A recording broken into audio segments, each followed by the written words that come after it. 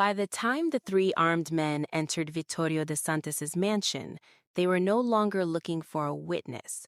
They were looking for a problem they believed could still be erased, and Valentina Russo had become that problem. She had discovered a conspiracy hidden inside Vittorio's own security operation, and worse for the men behind it, had begun helping him understand what was happening.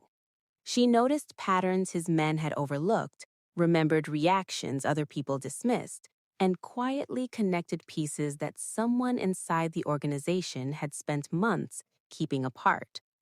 By then, the conspirators understood something Vittorio himself had only recently discovered. The quiet woman they had initially mistaken for an insignificant roadside vendor was becoming dangerous. They had expected her to be frightened when they came for her. They had counted on her size, her quietness, and her ordinary life making her easy to overwhelm. What they had not anticipated was the way she would recognize the first man's intention from the movement of his shoulders, or the fact that she would step toward him instead of away. They certainly had not expected the second man to be on the floor before the first had fully understood what was happening.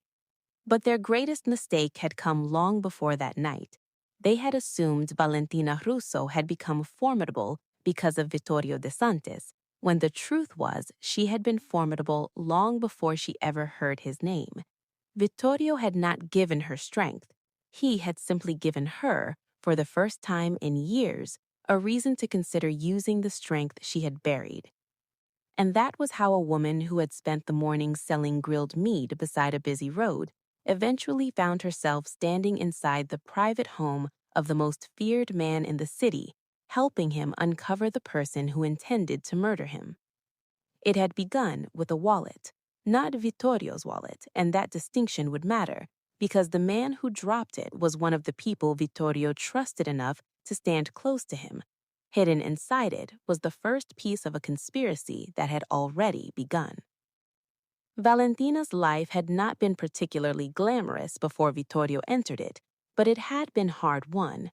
At 32, she had become very good at building ordinary days from whatever was left after extraordinary disappointments had taken their share. Her roadside stall was small enough that two people could stand behind it only if they were willing to keep apologizing whenever they moved, and beneath its corrugated awning sat a charcoal grill surrounded by trays of seasoned meat, wooden skewers, bottled drinks, paper wrappers, spices, and the practical clutter of a business that had grown from necessity rather than investment. The stall was not what Valentina had imagined for herself when she was younger. She had a psychology degree and had once pictured herself in an office with clean walls, a proper desk, shelves of books, and enough privacy to spend her days understanding why people behaved the way they did. She had always been fascinated by the distance between what people said and what they actually meant, particularly the tiny contradictions that appeared when someone's words and emotions stopped agreeing. Then she had married Daniel, not Vittorio, not some Mafia associate, just an ordinary man who had learned how to make himself appear reasonable while slowly dismantling the woman beside him. Daniel had never needed to strike her to hurt her. He had been more patient than that. He questioned her decisions until she began questioning them herself, took control of money that had once belonged to both of them, convinced her that certain expenses were necessary, treated her ambitions as childish, and eventually made dependence look so much like partnership that Valentina struggled to tell where one ended and the other began. Whenever something went wrong, she somehow became responsible for it. If she was upset, she was too sensitive. If she disagreed, she was difficult. If she succeeded, he reminded her that he had helped. If she failed, he reminded her that she had insisted on doing things her way. It took Valentina years to understand that manipulation did not always announce itself as cruelty. Sometimes it arrived disguised as concern. Sometimes it sounded like love. And sometimes it was delivered so calmly and reasonably that the person being manipulated began to feel foolish simply for objecting. Her divorce had been finalized a year before the story began, and by then, Daniel had damaged her finances badly enough that starting over required almost everything she had left. So she started with what she knew: food. The first morning she opened the stall, she had been terrified. By the 100th morning, she knew exactly how much charcoal she needed before sunrise, how many skewers she could prepare before the first customers arrived, which customers liked their meat darker, which ones wanted extra pepper, and which regulars would ask for food on credit before disappearing for 3 weeks. She had learned how to bargain with suppliers without allowing them to mistake courtesy for weakness, how to count money without making it obvious that she was counting, and how to work for 12 hours without turning exhaustion into an excuse. Somewhere along the way, she discovered something she had not expected. She liked being responsible for herself. There was freedom in knowing that if the business succeeded, the success belonged to her. Nobody could tell her she had only succeeded because they had allowed her to. Nobody could take credit for her survival, and nobody could make her feel guilty for wanting more. That morning, as smoke curled upward from the grill and traffic thickened along the road, Valentina was thinking about whether she could afford to replace one of the burners by the following week. Nothing about the morning suggested murder, a mafia boss, or the possibility that before sunset, she would be standing inside Vittorio di Santis's estate. But Valentina possessed one quality that made ordinary life unusually difficult for people who prefer to hide things from her. She noticed. Not because she was constantly analyzing everyone around her, but because she had learned that details mattered. A customer who suddenly stopped meeting her eyes, a man who smiled while clenching his jaw, a woman who insisted she wasn't angry, already turning her body toward the exit, a person who glanced at a door before answering a question. Valentina noticed these things without always consciously naming them, the way some people recognized a familiar song before remembering where they had heard it. She had also developed other habits long before her psychology degree. She knew where the exits were, how much space existed behind her, and which objects within reach could become weapons if they had to. Years of serious combat training had taught her that balance mattered more than size. Timing mattered more than aggression, and the best fight was usually the one nobody realized had started until it was already over. She had stopped training seriously years ago, but the body remembered what the mind sometimes forgot. That morning, she simply thought of herself as a woman selling skewers. The city saw the same thing. Until the black SUVs arrived. The convoy did not need sirens to make traffic move. The vehicles were dark, expensive, and heavily tinted, but it was not their appearance alone that changed the road. It was the reaction they created. A taxi driver slowed without being asked. A motorcyclist edged toward the side of the road. Two pedestrians stepped out of the way before the first SUV had even reached them. Valentina noticed that, just as she noticed the men inside the vehicles. They were security, but not the kind hired merely to protect a wealthy businessman from inconvenience. Their movements carried the alertness of people who expected genuine danger. They scanned rather than stared, positioned themselves rather than wandered, and never seemed to forget where the others were. Valentina returned her attention to the grill anyway. She had no interest in powerful men. Powerful men had already taken enough of her time. The convoy slowed near the intersection, and one of the security men stepped out of the second SUV. He spoke briefly to another guard, adjusted his jacket, and reached inside it. In the movement, a wallet slipped free without either man noticing. It struck the pavement near the curb, landed beneath the shadow of the vehicle, and was left behind when the convoy moved on. Valentina did not see it immediately. Several minutes later, a passing car kicked the wallet farther from the road, where it came to rest near the edge of her stall. That was when she noticed it. Her first instinct was to leave it where it was. Her second was to pick it up. Her third, more practical than either of the others, reminded her that whoever had lost it might come back looking. She stepped around the grill, retrieved it, and returned behind the counter. There was cash inside, several cards, and a receipt. Nothing about it seemed unusual until her fingers brushed against a folded piece of paper tucked behind one of the cards. She almost ignored it. Almost. Instead, she unfolded it. An address, a time, a reference to the North Gate, and beneath them, a short line written in a hand that looked deliberately careless. Move the dogs first. He won't see it coming from inside the house. Valentina read it once. Then she read it again. Her eyes lifted toward the road, but the convoy had already disappeared around the next stretch. For a moment, the ordinary sounds around her seemed strangely distant. The hiss of charcoal beneath the grill, the customer asking for a bottle of water, the rumble of a bus passing close enough to make the awning tremble. Her mind was already somewhere else. Dogs could mean security dogs. The North Gate suggested a specific property, and inside the house meant access, which meant the person planning the attack did not need to break through Vittorio de Santis's defenses. They were already behind them. Valentina looked down at the wallet again. She could put it aside. She could tell herself that powerful men had powerful enemies, and that she had no obligation to become involved. That would have been the sensible choice.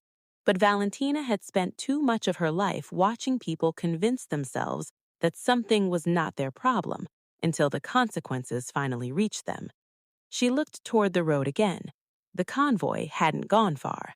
The decision came before the argument against it could fully form. Valentina slipped the note back into the wallet, left the grill burning beneath the awning, pushed the money box farther beneath the counter, and ran after the convoy before she could give herself another sensible reason to stay where she was. The security men reached her before she reached Vittorio. One hand closed around her arm, while another caught the other side, and Valentina immediately understood what she was, a threat. She could have fought them. The first man's grip was high on her arm, his weight pitched forward, and his balance was imperfect. 3 movements would have been enough, but fighting would have ended the conversation before it began. So Valentina went still. She relaxed her shoulders and allowed them to pull her forward. One of the guards tightened his grip as though expecting resistance, and the absence of it seemed to unsettle him more than a struggle would have. Valentina kept her breathing measured while her mind moved through the possibilities. If she fought, she would never reach the person she needed. If she screamed, they would decide she was unstable. If she panicked, they would control the situation completely. So she gave them exactly what they expected from an ordinary woman who had suddenly found herself surrounded by armed men. Fear. Not too much, just enough. The rear door of the middle SUV opened, and Vittorio de Santis looked out. He was older than she had expected. Not old, but somewhere in his early 40s, perhaps 44. And his face carried none of the theatrical cruelty she had imagined from the stories surrounding his name. Somehow, that made him more unsettling. He looked controlled, completely controlled. It was the kind of control that suggested emotion existed somewhere beneath the surface, but had learned long ago not to interfere with decisions. His gaze moved first to the wallet, then to Valentina, and finally to the men holding her. "Someone dropped this," she said. Vittorio took the wallet from her. He opened it. The moment he found the note, something in him changed. It was subtle enough that another person might have missed it. The slight stillness of his thumb against the edge of the paper, the sharpening of his eyes, the tension settling into his jaw as he read the message twice. Then he looked at her. "What is your name?" "Valentina Russo." "What do you do?" She glanced toward the distant stall. "I sell food." The answer was so ordinary that for a moment Vittorio almost found the entire situation absurd. He had spent his morning discussing a shipment dispute, and now a woman with charcoal smoke on her clothes was standing beside his vehicle, telling him that someone inside his organization intended to murder him. He had seen elaborate traps. He had survived sophisticated betrayals. Yet something about Valentina made her difficult to dismiss. She wasn't trying to impress him. She wasn't asking for money. She wasn't demanding protection. She had found something dangerous and ran toward the danger simply to return it. Vittorio looked at the note once more before returning his attention to her.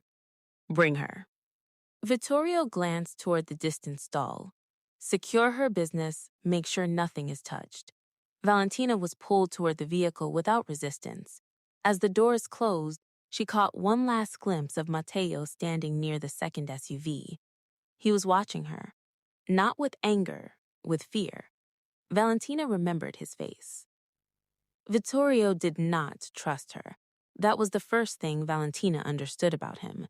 The second was that he was not stupid enough to pretend otherwise. She was taken to his estate because he wanted her contained while his people investigated the wallet, the note, and her identity. Valentina expected interrogation. What she received was something more complicated. Questions were asked. Her name was verified. Her business was checked. Her financial history was examined.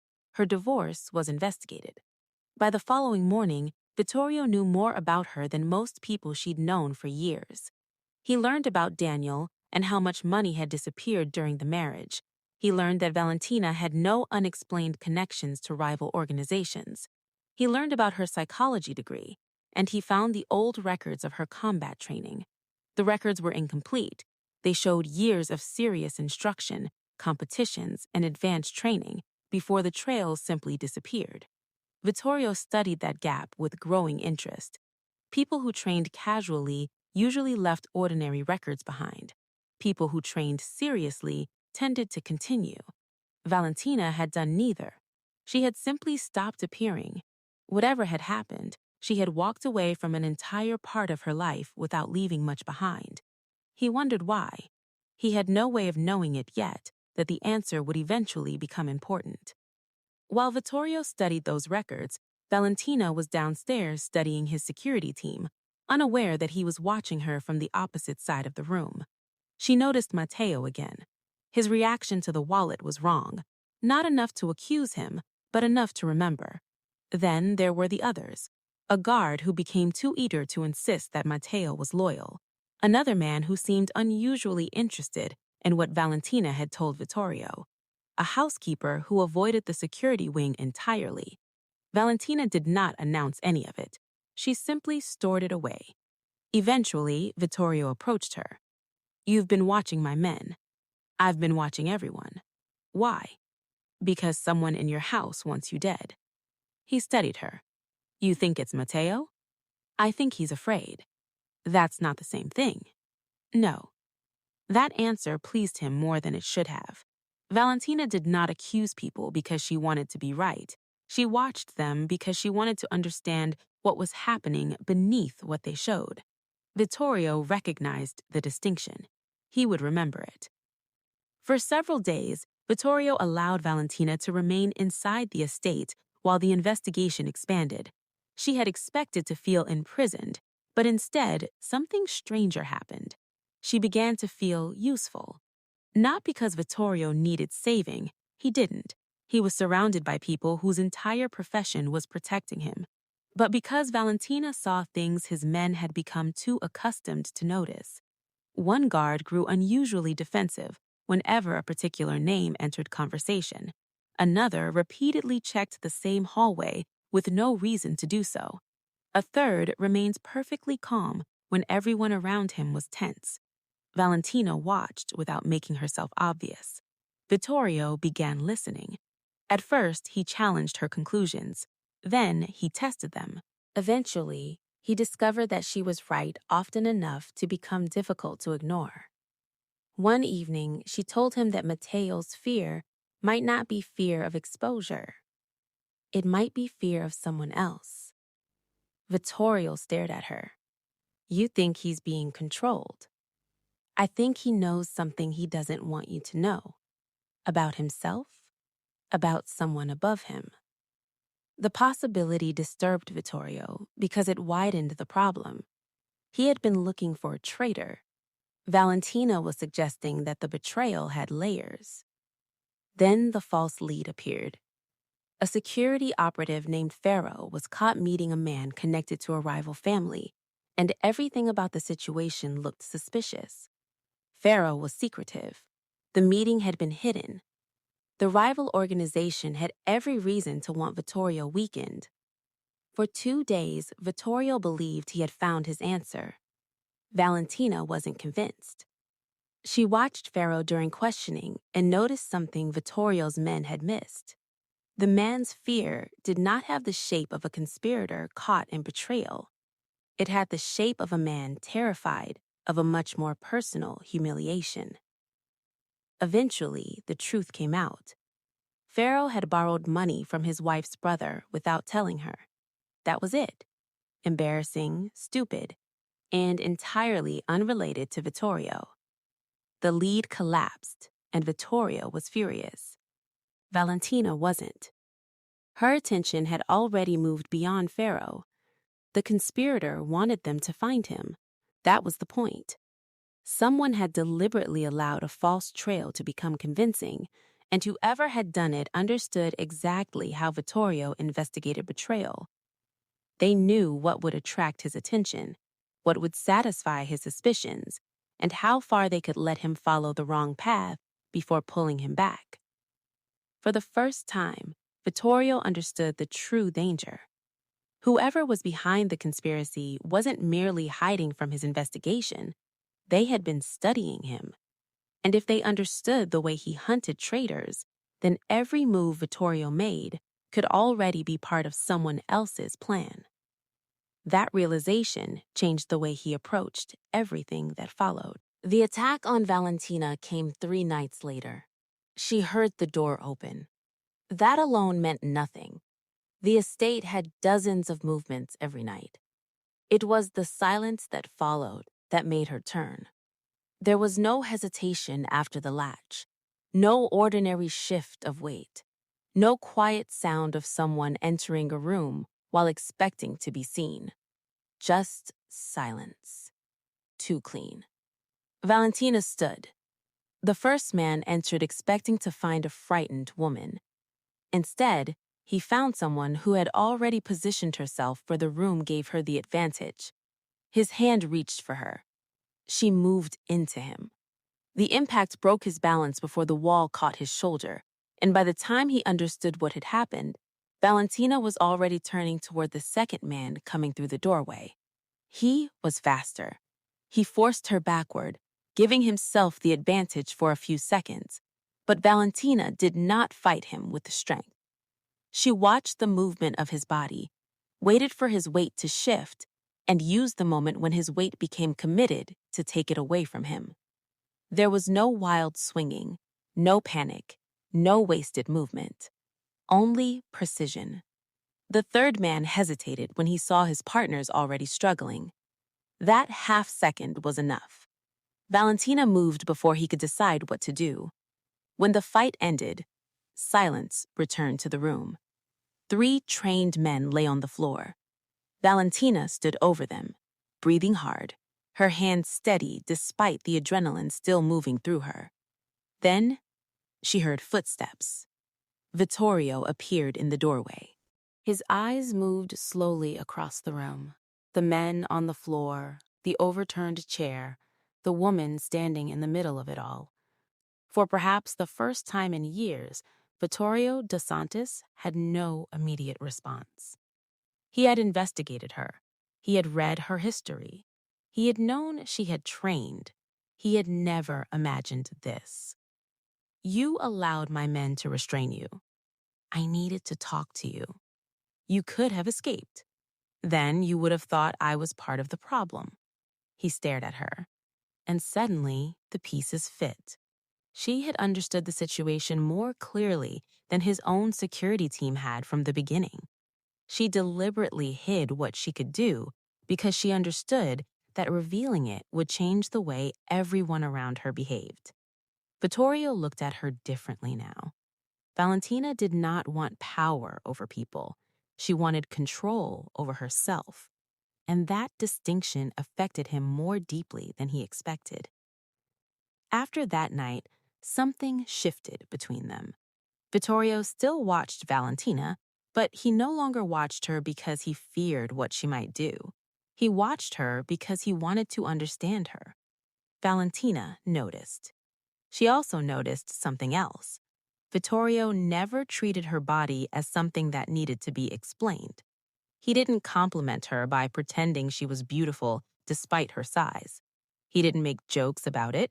He didn't turn her body into the subject of every interaction. He simply looked at her as a woman, a capable woman, a dangerous woman, and increasingly, a woman he found difficult to ignore. That mattered more than he realized.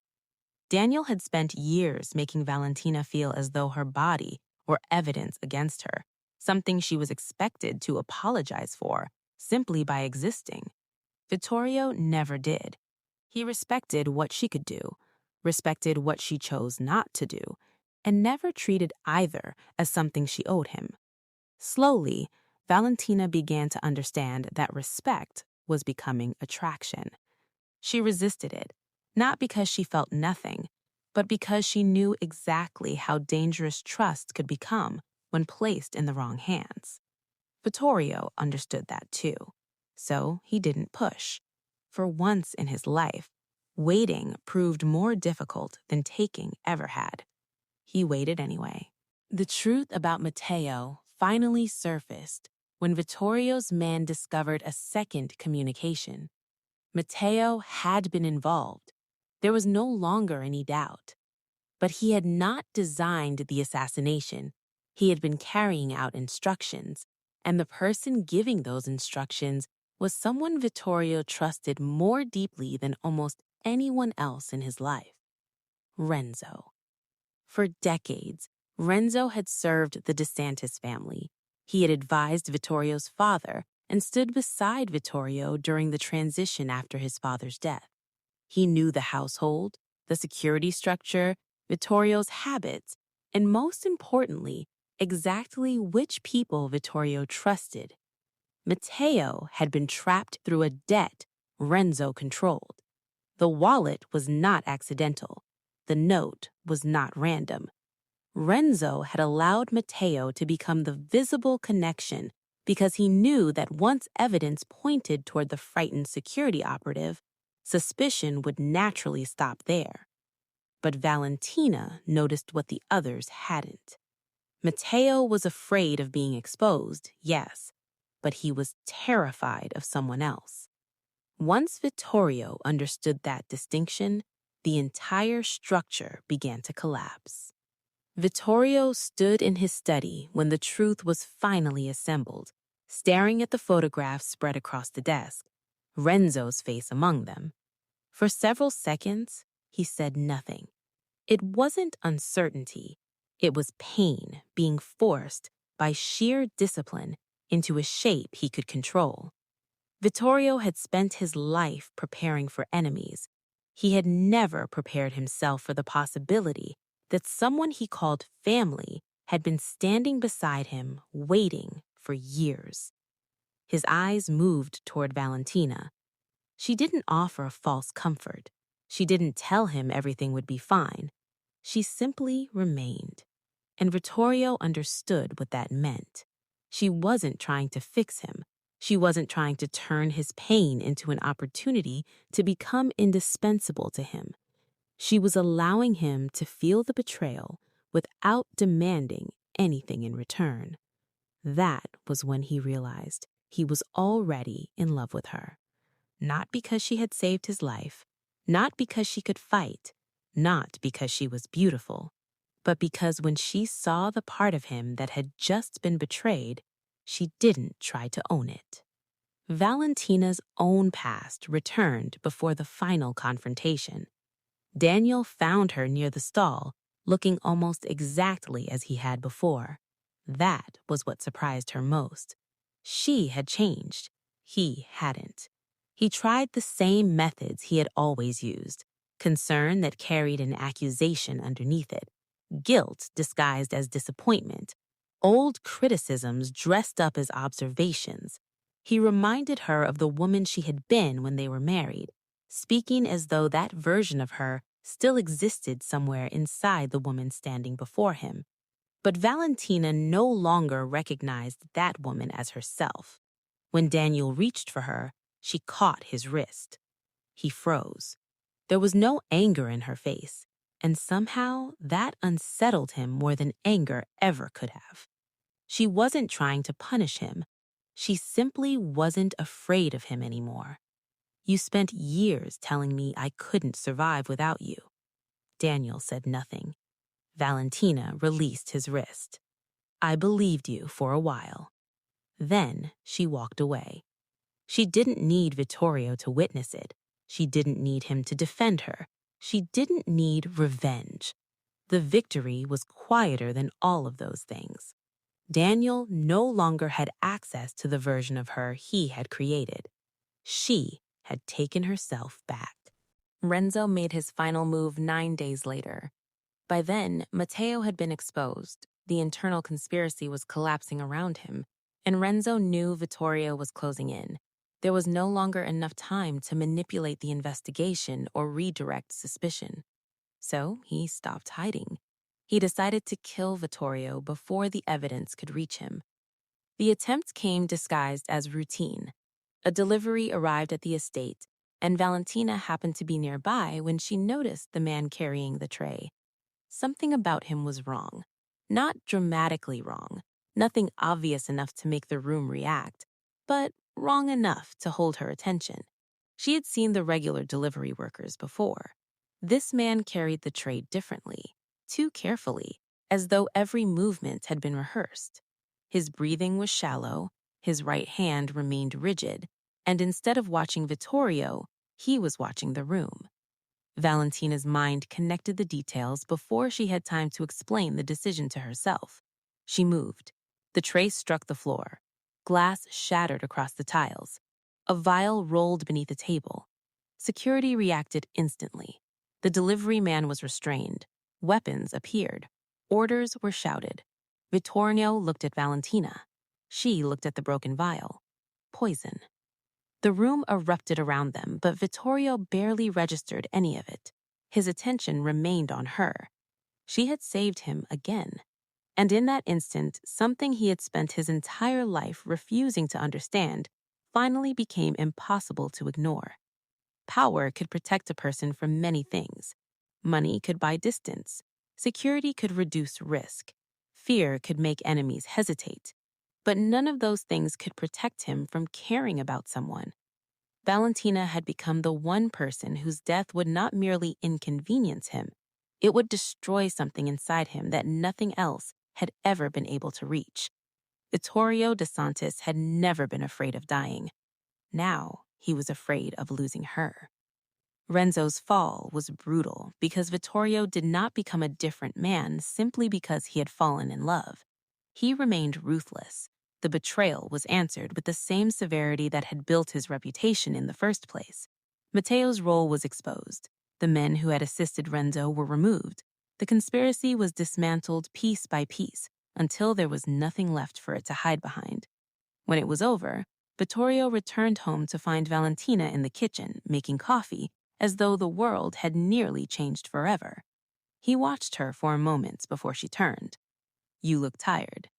"I almost died today." "I noticed." Something almost resembling a smile crossed his face before disappearing again. He crossed the room. Valentina waited. "I don't know how to do this." He admitted. She understood what he meant. Not leadership, not violence, not survival. Love. "You don't have to know everything." His gaze stayed on hers. "I've spent my entire life making sure nobody could take anything from me. And now? Now I have something I can't force to stay."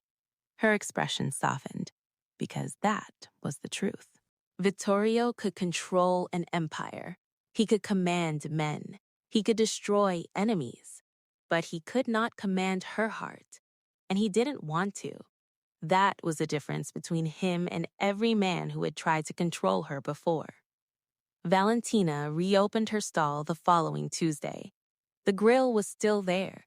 The smoke still curled into the air. Traffic still passed. Customers still complained about prices and asked for extra sauce. The world had not changed simply because her life had, but Valentina had. She no longer saw survival as the highest thing she could achieve. She had already survived. Now she wanted to live. Late that afternoon, a black SUV stopped across the street. Vittorio stepped out. He could have sent someone, he could have called, he could have arranged a private dinner somewhere expensive and secluded. Instead, he crossed the road himself. Valentina watched him approach and stop beside the stall while she continued arranging skewers. "You came all the way here?" "I did." "Why?" "I wanted to ask you something." Valentina finally turned toward him. Vittorio de Santis, a man who could make entire rooms fall silent with a glance, suddenly seemed to be choosing his words with unusual care. "I don't want you because I think you need protection." She said nothing. "I don't want you because you saved my life." Still nothing. "I don't want you because I think you're mine." Her expression changed. He stepped closer. "I want you because when I imagine the rest of my life, you're in it." There was no command in his voice, no expectation in his eyes, only an offer. Valentina looked at him for a long moment before handing him a skewer. "You came here to confess all that and didn't even buy food." For the first time, Vittorio laughed. It was quiet and brief, almost unfamiliar, but real. He took the skewer. "I'll buy the entire stall." "No." "The building." "No." "The street." She smiled. "You're terrible at this." "I've never had to." "Learn." "I am learning." And that was what finally reached her. Not the power, not the danger, not the fact that he could have given her anything money could buy. It was the simple fact that this man who had spent his entire life taking control of every uncertainty around him was willing to stand in front of her and wait. So Valentina stepped closer. Vittorio didn't move. He simply waited for her. And when she finally closed the distance between them, his hands came to her waist only after she had placed hers against his chest. The kiss was quiet. There was no audience, no dramatic music, no spectacle worthy of a mafia empire. Only smoke rising from the grill, traffic moving behind them, the faint sound of a radio from the neighboring stall, and two people who had each spent the most of their lives learning not to trust anyone, discovering that trust did not have to mean surrender. Valentina did not need Vittorio to save her. Vittorio did not need Valentina to redeem him. She did not make him gentle, and he did not make her smaller. They simply met each other as they were, two people carrying damage they had already survived, two people strong enough to stand alone, and two people finally willing to admit that standing beside someone was not the same thing as needing them to stand for you. Vittorio had once believed that the safest life was one in which nobody mattered enough to become a weakness. Valentina had once believed that trusting another person meant eventually losing herself. They had both been wrong. Because the greatest risk neither of them had planned for was never betrayal. It was finding someone worth trusting after betrayal had taught them not to. When Valentina finally pulled back from the kiss, Vittorio looked at her with the same intensity that frightened men across an entire city. Only now she understood exactly what lived behind it. Not ownership, not control, choice. His choice, and finally hers.